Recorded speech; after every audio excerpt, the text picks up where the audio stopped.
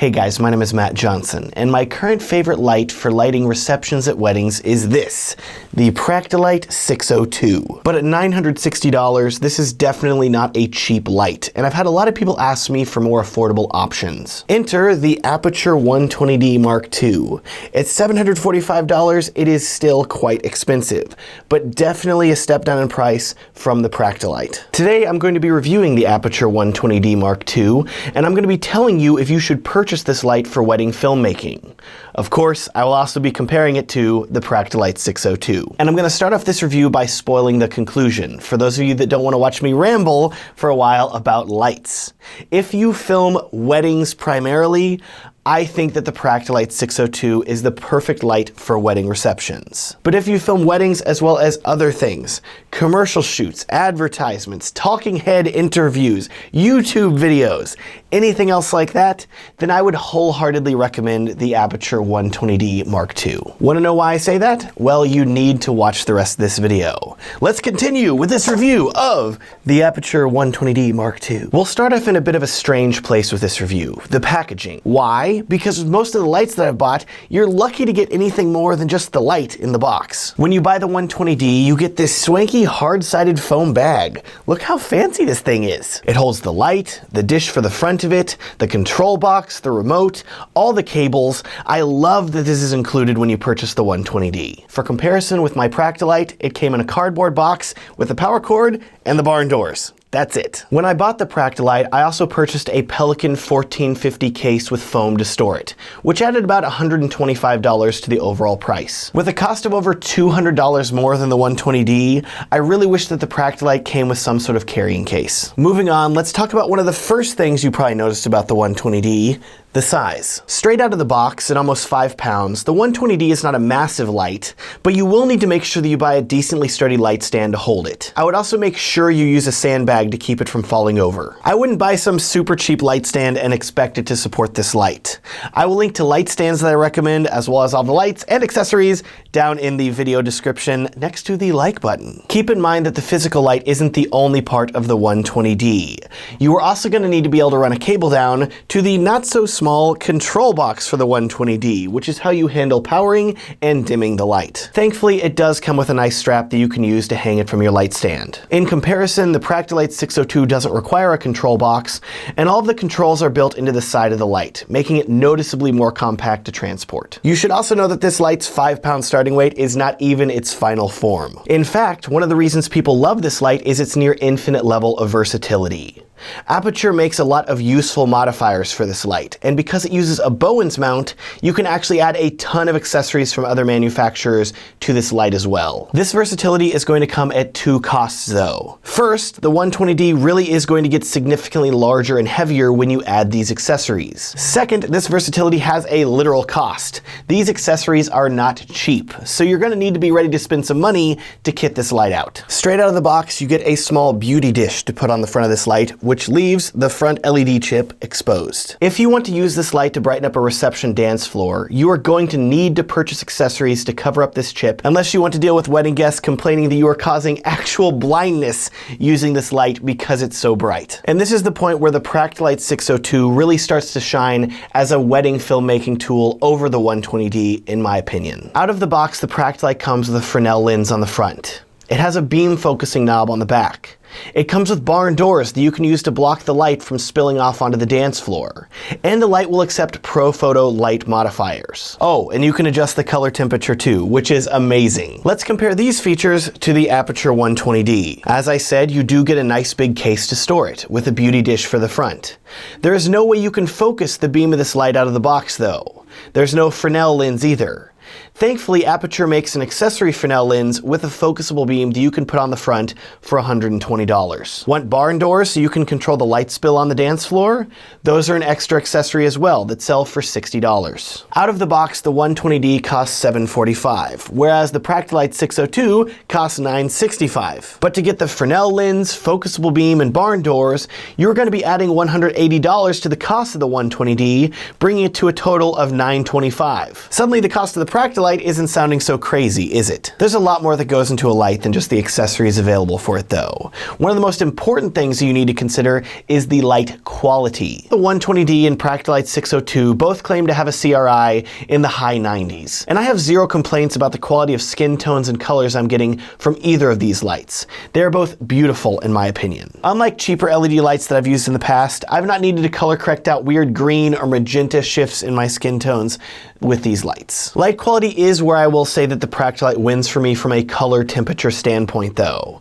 Having a variable color temperature on a wedding day where I can dial in my light to match the color temperature of a room is so helpful, and I do not want to discount that fact. That said though, having a high quality daylight balanced light like the 120D is not the end of the world if you're filming a wedding. You could add some color gels if you needed to, and I shot weddings for many years using an RA150 light that didn't have a variable color temperature, and it still worked great. The 120D's color may not be 100% ideal for a wedding, but if you find yourself filming a lot more than weddings, such as commercial shoots, interviews, talking heads, anything like that where you have more control over the lighting than a wedding, I think the 120D with its greater versatility of accessories and far greater brightness will serve you better. Let's talk about that brightness, which is one of the areas where the 120D is far away my favorite over the Practilite. From a sheer raw power standpoint, the 120D is significantly brighter than the Practilite and most other LED lights that I've used for that matter. If you are planning on using the 120D to light a wedding reception dance floor, you only need one, and I highly doubt that you are ever going to need to turn it up to max brightness. To measure this brightness, let's do something more real world than pulling out a light meter. I put the Fresnel attachment and barn doors on the 120D and put both lights approximately 14 feet away from a wall. With both lights dialed into approximately the same beam angle of 40 degrees, both set to the same 5500 Kelvin white balance, not like the 120D has a choice, I then turned the Practilite 602 to its maximum 100% brightness. I filmed the wall the Practilite was lighting with my A7S II, and I was able to achieve a proper exposure of 0.0 on the camera's metering by setting the lens to f5.6 at ISO 250. I then turned off the Practilite and turned on the 120D. And with those same settings of f5.6 and ISO 250, I was able to hit the same 0.0 level of exposure meeting with the 120D only set to 55% brightness. What does this tell us? The 120D can hit almost double the level of brightness of the Practilite. From a light that is still this comparably small, that is very impressive. Now I do want you to be aware that the Practilite has a boost mode that boosts brightness by 140%, but that is at 4500 Kelvin, and this is only available when the light is plugged into AC power. Because I prefer to avoid using cords that people could trip on, I love battery power, so I couldn't use boost mode anyways. When I was doing my brightness testing, I noticed that the Practilite was able to focus its beam noticeably wider than the 120D. According to its specs, the Practilite has a 15 to 80 degree beam angle, versus the 120D's 12 to 40 degree beam angle. The Practilite's beam can go twice as wide, so if you need to put your Practilite up against the edge of a dance floor because the room is so small, you are still going to be able to light the entire dance floor. Matt, does this mean that the 120D sucks for lighting a reception dance floor? Not at all. But this does mean that you may need to set up further away from the dance floor to get the beam wide enough to light the whole floor. Thankfully, because the 120D can get so bright, it makes more sense for me to recommend that you put it further away from the dance floor anyways, and just turn it up a bit brighter to compensate. I said I loved using batteries earlier whenever I use my lights at a wedding reception, so let's talk about battery life. I use V-mount batteries for both of these lights, usually this beefy 150 watt-hour battery from Juicebox. With the 120D set to 100% brightness, you can expect to get 45 to 50 minutes of battery life. Considering the brightness of this light, I'm very impressed that a battery of this size is even able to power it for that long.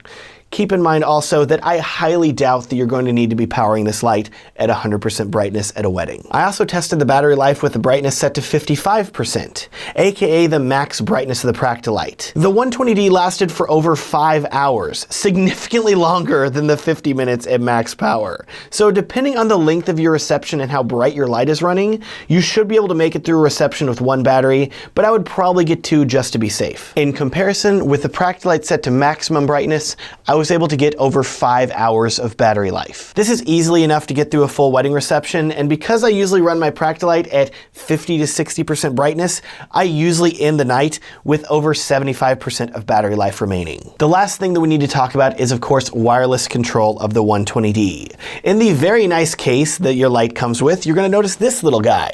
It looks like a baby television remote from the 1990s. This remote lets you turn on and off the 120D, as well as adjust its brightness level. It uses the 2.4 gigahertz wireless spectrum, so it has quite good range, and it should let you control your light even if you are all the way across a reception hall. On the other hand, you have the Practilite, which has an iPhone app that will let you adjust your light's brightness and white balance over Bluetooth. I know some of you are skeptical about using an app, I was too, but having used it for years, it is quite reliable and quite useful. If I had to choose between using a smartphone app and a remote, I would probably go with the smartphone app actually, because I'm guaranteed to always have it with me. I don't have to remember to carry around this remote. You should also know that Aputure is working on a wireless dongle that is going to let you control your 120D using the Sidus Link smartphone app.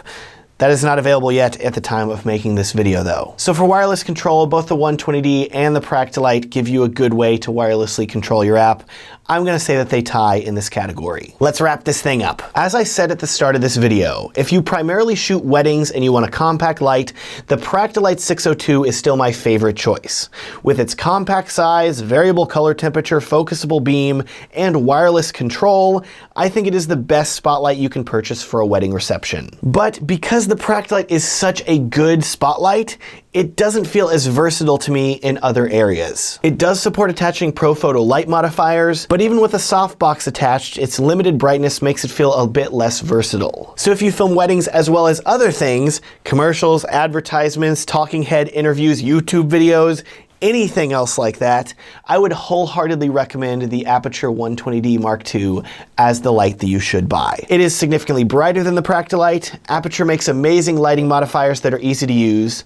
The Bowens mount makes even more lighting modifiers available to you, and I'm kind of in love with the soft light that I can get from their Light Dome softbox. Overall, I think you will get more use out of the Aputure 120D than the Practilite 602 if you film more than just weddings. For me, I'm still going to be using the Practilite at weddings. But for YouTube videos like this, ooh, that 120D with the softbox, that is calling my name. Speaking of calling my name, I need some music for the outro of this video. If you make YouTube videos as well as wedding films like I do, then you're going to be highly interested in this video's sponsor, Musicbed. The weather's been getting colder now, which means you're probably hunkered down in your editing cave, all bundled up like I've been, editing wedding films. And you're probably going to need some music to license for those films. I've been using Musicbed basically since I started filming weddings, and in my opinion, they have some of the best music from real bands with real emotion. You've got magical bands that make music perfect for wedding films, like Chapters, I've been waiting my whole life for this. emotive pop from The Light, The Heat,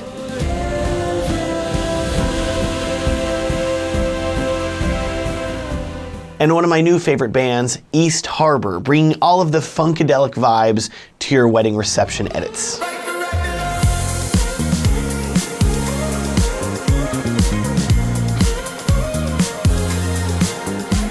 There's just so much good music that isn't hard to find because their search tool has so many advanced features. And they update their curated playlist all the time, so it's really easy to find new songs that not everyone else has used yet. Let's talk about money though. You can license per song if you want to, and I used to give them literally thousands of dollars per year to license music for my wedding films. But in 2018, they came out with a Wedding Filmmaker subscription option, which gives you unlimited music from hundreds of musicians for one flat yearly rate, which for wedding filmmakers like you and me, that is a major win because we have to use so much music in our films. Oh, and they created a system called Sync ID, which automatically removes YouTube copyright claims for any music that you license through them using your subscription. These songs I've been playing samples of, no copyright claims. You and your couples will not have to deal with any music copyright issues for the wedding films that you upload to YouTube. That is amazing. Sound cool? Okay, use the link in the description down below to sign up and use the coupon code Matt Johnson, all All one word, all caps, very difficult to misspell, and you will either get your first month of a wedding subscription for free, where you can download unlimited music, or 20% off a single song license if a subscription isn't your style. Either way, with Musicbed, your wedding films will never have sounded so good. With that, thank you so much for watching. I hope this video was helpful to you and gave you some great insight into which one of these lights that you should purchase for wedding filmmaking or anything else. It is also a huge help to me if you would consider liking this video and subscribing if you want to see more videos like this in the future.